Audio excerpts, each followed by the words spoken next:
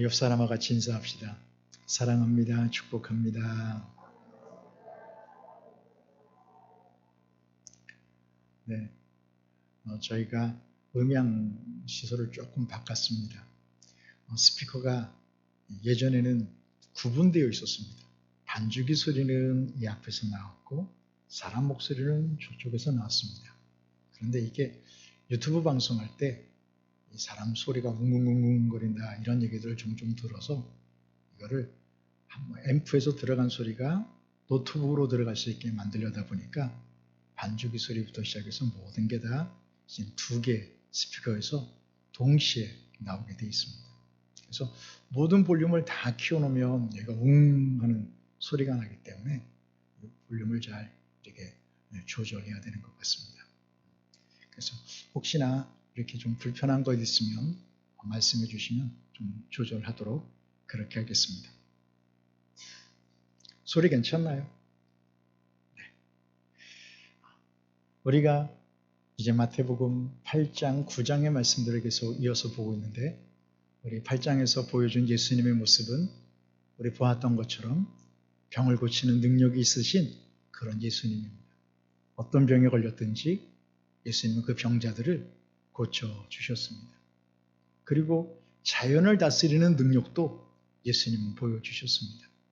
바람과 파도를 잠잠하게 하신 역사로 사람들을 깜짝 놀라게 했습니다. 그뿐만이 아닙니다. 이제 어느 한 마을에 가서 보니 귀신 들린 사람이 있었는데 얼마나 많은 귀신이 들렸는지 군대가 그의 몸을 지배하고 있었다고 합니다. 예수님 말씀 한마디에 그 군대 귀신이 쫓겨났습니다. 그래서 메시아이신 우리 예수님께서는 이와 같은 영적 권세를 가지고 계신다. 악한 영들이 군대로 있을지라도 예수님 말씀 한마디에 그 모든 군대나 되는 귀신들이 다 쫓겨나는 능력들을 보여주고 있습니다. 그리고 오늘 9장에 와서 예수님이 우리에게 보여주고 있는 또 하나의 능력은 죄를 사하시는 권세입니다. 한 중풍병자를 고치시면서 예수님께서 이렇게 말씀하십니다.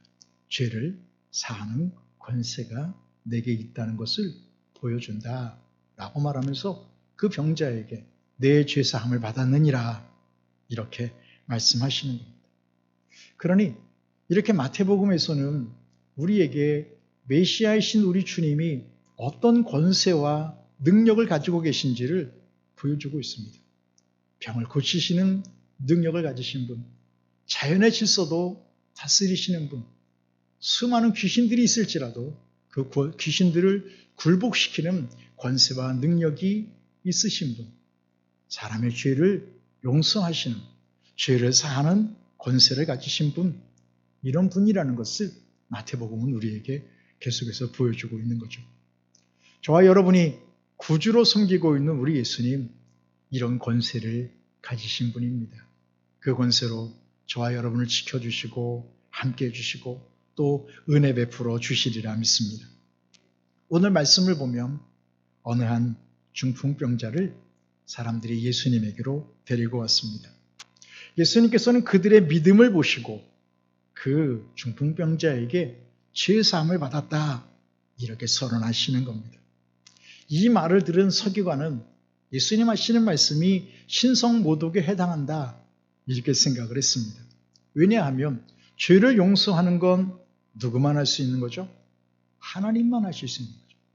사람의 죄를 하나님이 용서하실 수 있는 건데 예수님이 한갓 사람이 이렇게 죄를 용서한다니 신성모독이다 이렇게 생각을 했습니다. 그런데 예수님께서 그 생각을 하시고 물어보시는 겁니다. 어떤 말이 더 쉽겠느냐? 내 죄사함을 받았다 라고 말하는 것과 일어나 내 자리를 들고 걸어가라 이렇게 말하는 것과 어느 것이 더 쉽겠느냐 이렇게 물으시는 겁니다. 여러분 어떤 말이 더 쉽죠? 병자에게 내 죄사함을 받았다 라고 말하는 게 쉽습니까? 아니면 몸이 마비돼서 걷지 못하는 자에게 일어나 내 침상을 들고 집으로 가라 라고 말하는 것이 쉽습니까? 아마도 둘 다 어려운 말입니다. 둘 다 말하기 어렵습니다. 한번 생각해 보면 그렇습니다.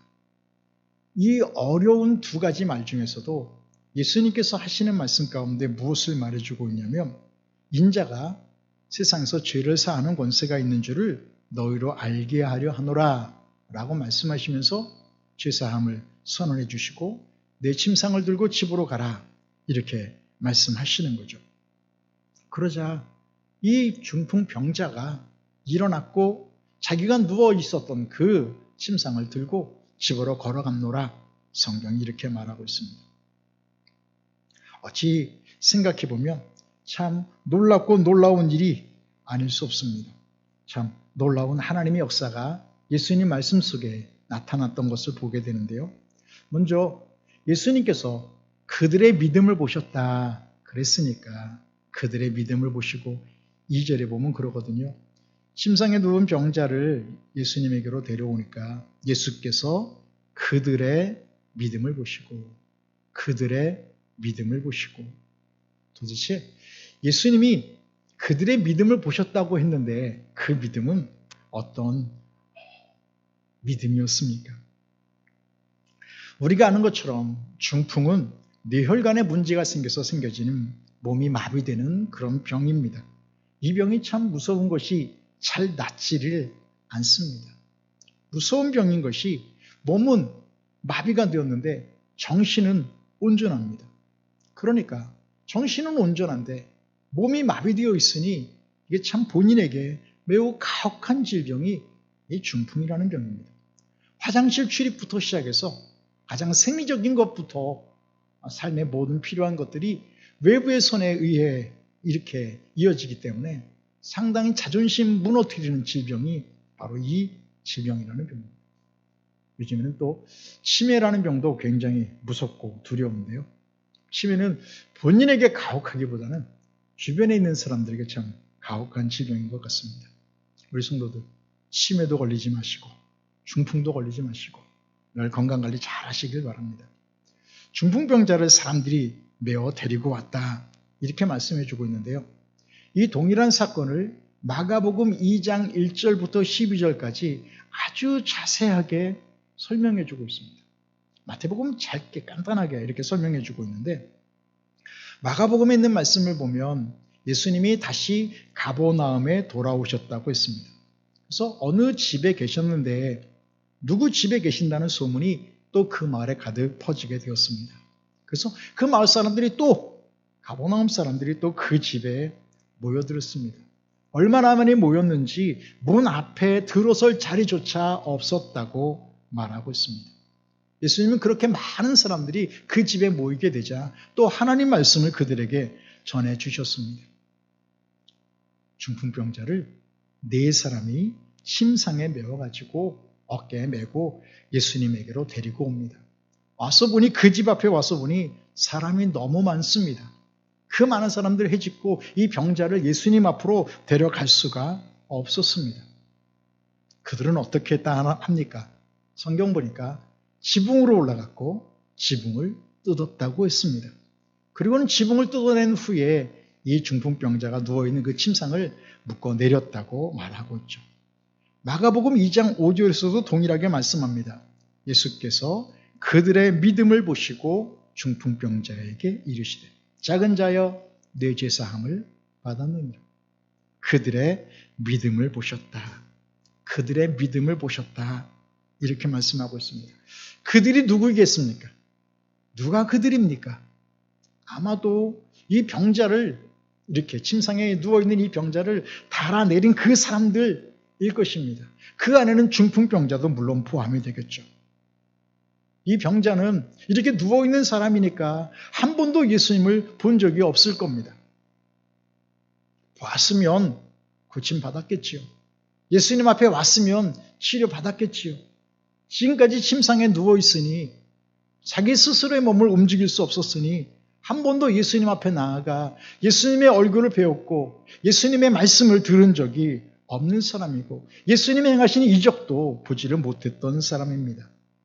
아마도 그는 여러 사람을 통해서 이야기를 들었을 겁니다.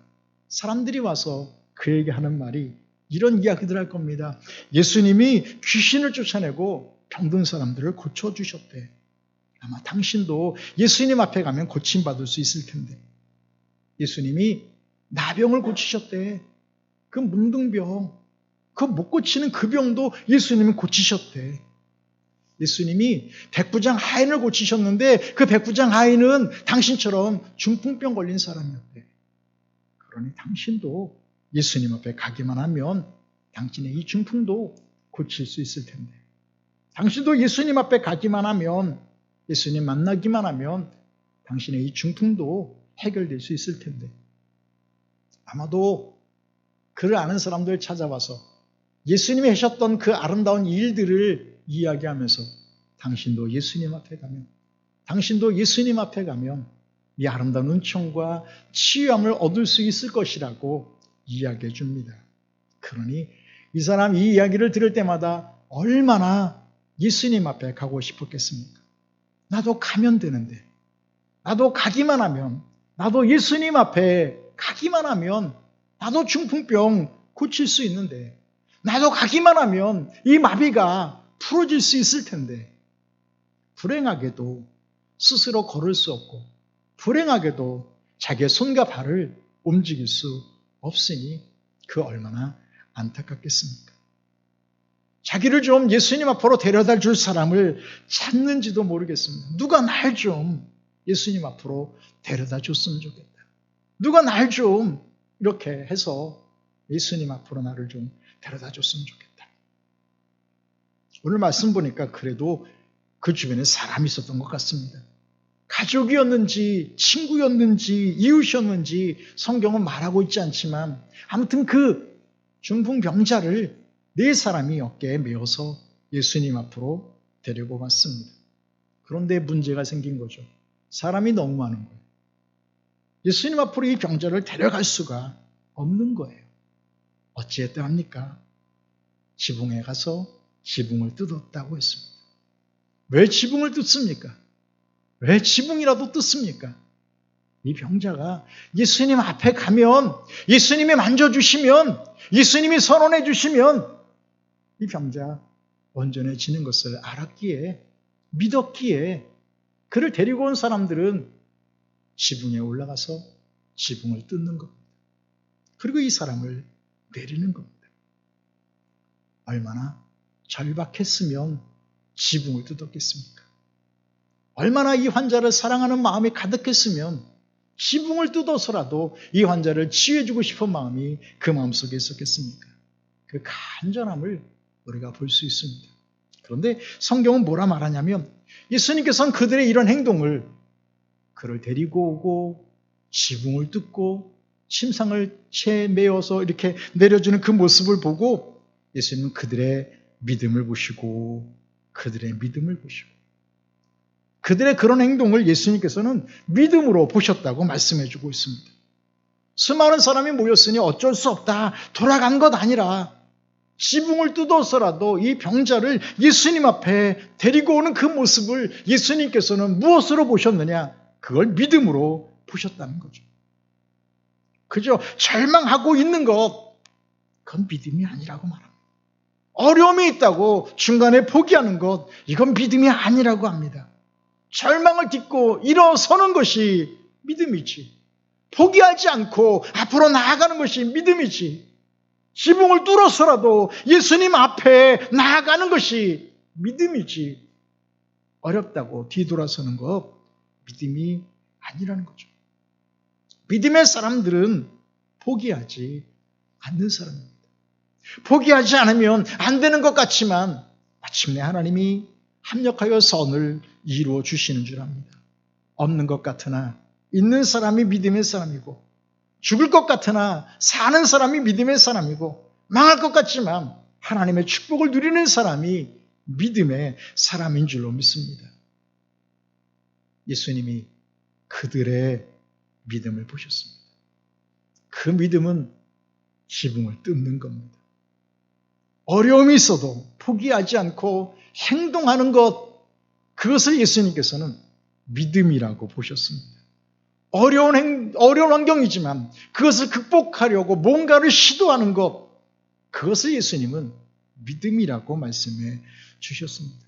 그러니 믿음이라는 것은 단지 우리의 머리로만 이해하는 것이 아니라 행동하는 거고 실천하는 거고 무언가 우리의 몸으로 움직이는, 그래서 어떤 행동을 포함하고 있는 것이 믿음이라는 것을 우리에게 보여주고 있습니다.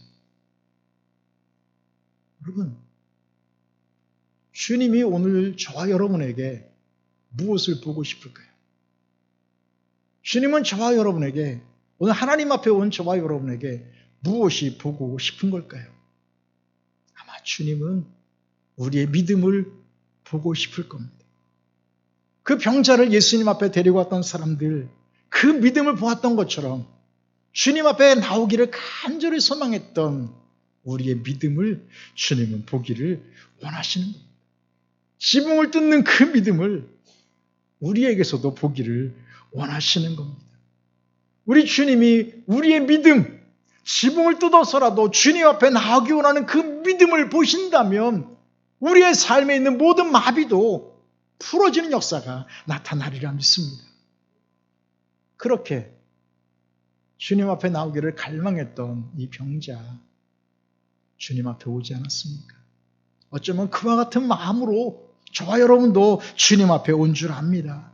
하나님의 은혜 얻으려고, 하나님의 축복 얻으려고, 우리의 삶을 마비시키는 모든 저주와 절망을 끊어버리려고, 하나님이 주시는 위로와 평안을 맛보려고 저와 여러분도 그 믿음 가지고 주님 앞에 나온 줄로 믿습니다.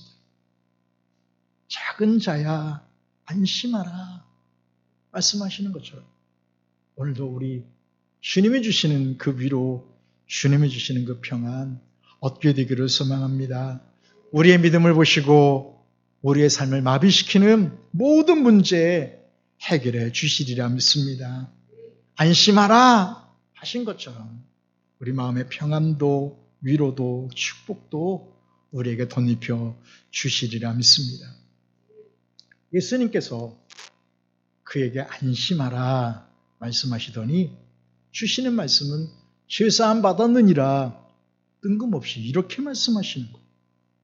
그 믿음을 보고 합리적으로 우리가 추론할 수 있는 것은 내 병에서 자유함을 얻어라 라든지 내 병이 나았느니라 라든지 이런 말씀이 나가야 합리적인 추론이 되는데 갑자기 그들의 믿음을 보시고 예수님 하시는 말씀은 내 죄사함을 받았느니라 이렇게 말씀하셔요. 그들의 믿음을 봤으면 중풍병자에게 나았다고 너의 믿음이 너를 치료하였다고 이런 선언의 말씀이 나가는 것이 아니라 오늘 말씀을 보면 죄사함 받았다 이렇게 말씀하시는 거예요. 그러면 내 병이 나았다가 아니라 죄사함 받았느니라 이렇게 말씀하신 거니까 이 중풍병 걸린 이 사람 죄 때문에 중풍병 걸렸다는 것 이거 보여주려고 예수님이 이렇게 말씀하시는 건가요? 아마 그렇지 않을 겁니다. 예수님이 뒤에서 말씀해 주시는 내용을 보니까 사죄의 권세가 있다는 것을 보여주시기 위해서 죄사함 받았느니라 라고 말씀하셨다고 했으니까 예수님께서 그 사람을 보시면서 두 가지를 보는 거죠. 예수님은 무엇이 먼저 보여지냐면 그의 영혼을 사로잡고 있는 그의 영혼을 마비시키는 그 무언가가 그에게 있다는 것을 예수님은 보시는 거죠. 육체가 마비됐어요. 중풍으로 마비됐어요. 육체가 마비된 것도 얼마나 불행한 일입니까? 그런데 예수님께서는 그 육체가 마비된 것보다 더 큰 불행이 무엇이냐면 그의 영혼이 마비되어 있는 거예요. 여러분 가만히 생각해 보세요. 육체는 건강한데 영혼이 마비된 사람들이 얼마나 많나요? 몸은 건강해요. 자유롭게 움직일 수 있어요. 그런데 그 영혼이 마비되어 있어요. 영혼이 움직일 수가 없어요. 영혼이 활동할 수가 없어요. 스스로 움직이지도 못해요. 어쩌면 주님은 그게 더 불행이라고 보시는 거죠. 육체가 마비된 것도 불행이지만 영혼이 마비된 것은 더 큰 불행이라고 보셨던 거죠. 그래서 영혼을 마비시키는 그 죄의 문제, 이것을 풀어주시기 위해 예수님께서 사죄를 선언하시는 겁니다. 중풍은 우리가 아는 것처럼 심각한 질병입니다. 왜죠? 우리 육체를 마비시키기 때문에. 그런데 이것보다 더 무서운 질병은 우리 영혼을 마비시키는 겁니다. 우리 영혼을 마비시키는 게 뭐냐? 그건 죄입니다. 죄와 죄로 이어지는 죄책감입니다. 마귀는 끊임없이 우리가 지은 죄에 대해서 죄책감을 갖게 합니다. 죄의식을 갖게 합니다. 내 양심이 끊임없이 우리를 고발합니다. 그래서 우리의 영혼이 황폐해집니다. 끊임없는 죄책감 속에 우리 안에 들어가게 되면 자신을 저주하게 되고 자학하게 되고 절망하게 되고 우리의 인생을 망하게 합니다. 지옥의 고통을 얻게 합니다. 죄는 우리 영혼을 마비시키는 중풍병과 같습니다. 하나님을 향한 우리의 믿음과 생각을 마비시킵니다. 의와 선에 대해서 마비시켜 무엇이 옳음인지 무엇이 바름인지 구분할 수 없게 만들어 놓습니다. 오로지 자신의 쾌락과 육체의 욕망만 쫓으며 살아가도록 만들어 놓습니다. 하나님 사랑하고 이웃을 사랑하는 그 사랑을 마비시켜 놓습니다. 오로지 자신만을 위한 이기주의자로 만들어 놓습니다. 마귀는 끊임없이 우리를 정죄합니다. 그 죄로 인해서 스스로를 자학하게 합니다. 쓸모없는 인생이라고, 저주받은 놈이라고, 너 같은 건 태어나지 말았어야 한다고, 아무짝에도 쓸모없다고. 그래서 이 죄와 죄책감은 우리 영혼을 아무것도 하지 못하도록 마비시켜 놓는 겁니다.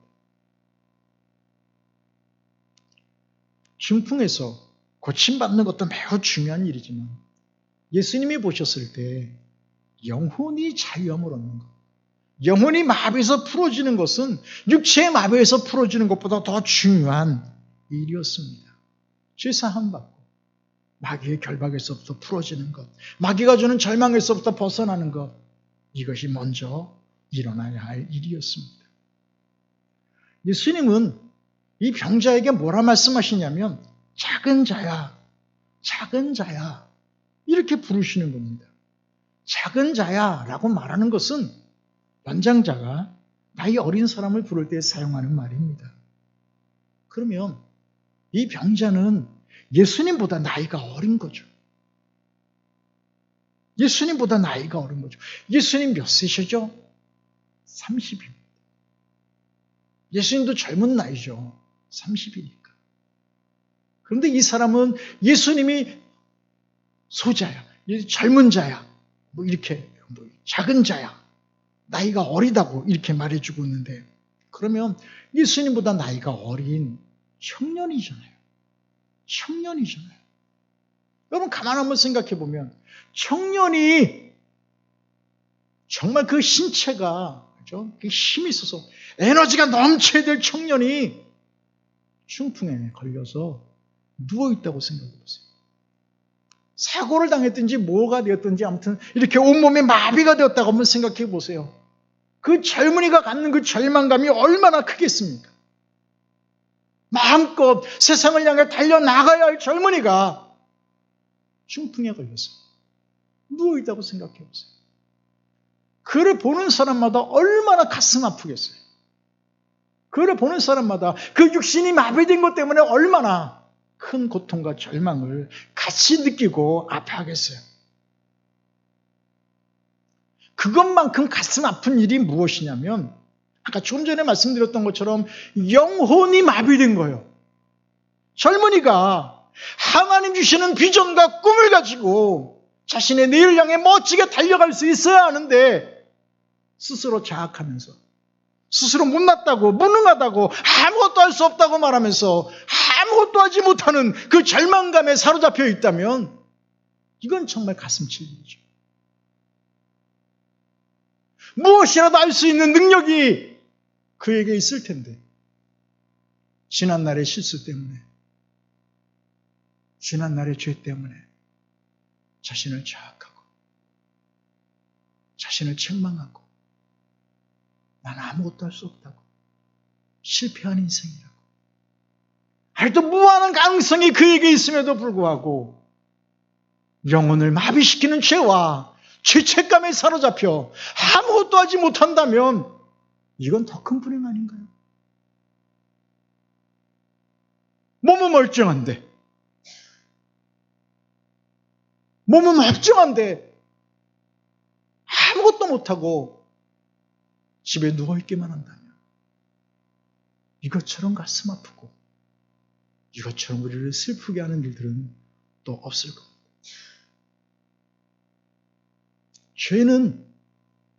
죄책감은 우리 영혼을 이렇게 마비시켜 놓는 겁니다.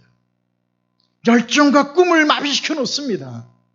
젊은이의 열정과 꿈을 마비시켜 놓는 것뿐만 아니라 죄는 모든 사람의 그 열정과 꿈을 마비시켜 놓습니다.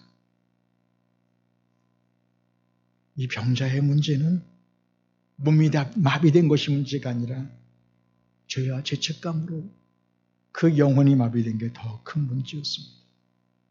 중풍에서 고침범 받는 것 이상으로 더 급하고 중요한 일이 그 영혼을 사로잡고 있는 이 죄에서, 이 죄책감에서 그가 벗어나야 하는 것입니다. 그래서 예수님께서 그의 육신의 질병을 고쳐주시기 전에 죄사함을 먼저 선언해 주시는 겁니다. 예수님이 세상에 오신 이유가 무엇입니까? 우리를 죄에서 건져주시기 위함이라는 건 우리가 잘 알고 있습니다. 물론 예수님께서 하신 많은 사역 가운데 병자를 고쳐주시는 사역도 있었습니다. 그런데 예수님은 단지 병든 사람만 고쳐주시려고 오신 것 아닙니다. 더 중요한 것은 우리의 죄를 용서해 주시고 씻어주시려고 예수님이 오셨습니다. 그러니 예수님 통해서 우리는 죄사함 받아야 합니다. 죄 씻음 받아야 합니다. 예수님이 내 죄 사함 받았느니라 라고 말씀해 주시는 것처럼 우리를 향해서 내 죄 사함 받았느니라 이런 선언을 우리도 들어야 합니다. 죄책감에 사로잡혀 있으면 계속 죄에 눌려 있으면 우리 절대 평안과 기쁨을 자유와 은총을 덧입을 수가 없습니다. 죄책감에 사로잡혀서 자신을 미워하고 자신을 학대하는 사람에게 무슨 평안이, 무슨 즐거움이 그 마음속에 있겠습니까? 죄를 씻어야죠. 죄 사함 받아야죠. 예수님 보혈로 깨끗이 죄 씻음 받아야죠. 그리스도인이 얻는 축복 중에 가장 큰 축복은 다른 것 아니라 바로 예수님의 거룩한 보혈로 죄 사함 받는 겁니다. 저와 여러분, 우리 모두 우리 주님이 십자가에서 흘리신 그 거룩한 보혈로 죄사함 받고 우리 영혼이 건강해지길 주님의 이름으로 축복합니다. 우리 영혼이 혹시 중풍에 걸려 있지 않는지는 우리 스스로를 돌아볼 필요가 있는 것 같습니다. 하나님에 대한 사랑이 점점 식어지고 있습니까? 지난날의 실수와 허물 때문에 오늘을 무력하게 보내고 있습니까? 하나님 주신 거룩한 비전과 열정이 식어져 가고 있습니까?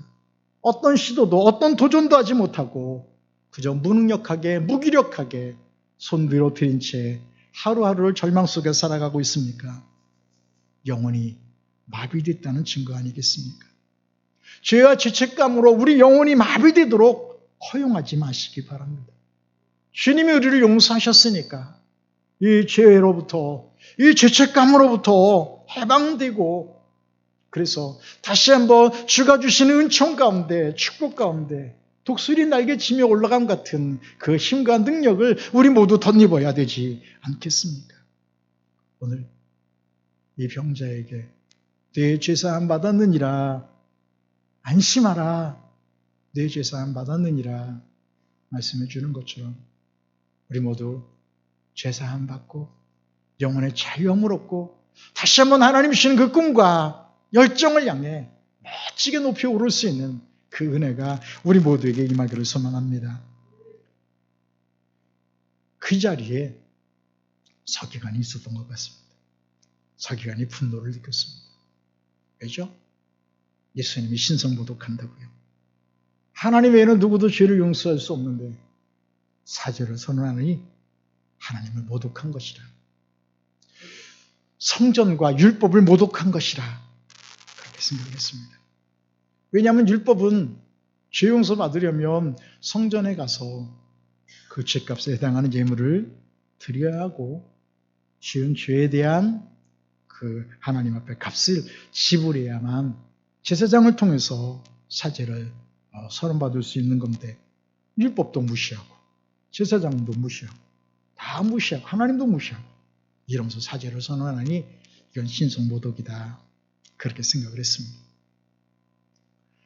아까 말씀드렸던 것처럼 예수님 말씀합니다. 어떤 게 쉽겠냐. 죄사함 받았다라는 말과 일어나 걸어가라. 어떤 말이 더 쉬우냐. 네, 쉬운 말이 하나도 없습니다. 말하기 어렵습니다. 누가 죄사함 받았다고 선언할 수 있겠습니까? 감히 누가 죄사함 받았다고 말할 수 있겠습니까? 그런 말 할 수 있는 사람 세상에 없습니다. 중풍병자에게 일어나 걸어가라. 이렇게 말할 수 있는 사람도 없습니다. 일어나 걸어가라 했는데 중풍병자 못 일어나면 뭡니까? 얼마나 망신스러운 일입니까? 마비돼서 한 번도 걷지는 못하는데 일어나라, 걸어가라. 이것도 어려운 말입니다. 혹시 사기꾼이 이 병자에게 내 재산 받았느니라 이렇게 말할 수 있을지는 모르겠지만 사기꾼은 절대로 일어나 병자에게 일어나 내 침상을 들고 걸어가라 할 수 없습니다. 병 고치는 능력이 있어 이 사람에게 일어나시오. 당신의 침상을 들고 집으로 돌아가시오. 라고 말할 수 있을지 모르지만 사죄를 선언할 수는 없습니다. 구약의 엘리야나 많은 선지자들도 큰 능력을 행했습니다. 예수님 제자들도 병 고치는 역사를 이루었습니다. 사도 바울도 많은 병자들을 고쳤습니다. 하지만 내 죄사함 받았느니라 이렇게 선언하기는 어렵습니다. 어려운 일입니다. 불가능한 일입니다. 그런데 예수님께서는 이 두 가지를 다 말씀하시는 겁니다. 죄사함 받았느니라 말씀하시더니 일어나 네 침상을 들고 걸어가라 이렇게 말씀하시는 겁니다.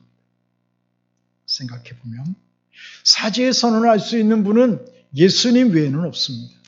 내 죄를 사한다. 누가 말할 수 있겠습니까?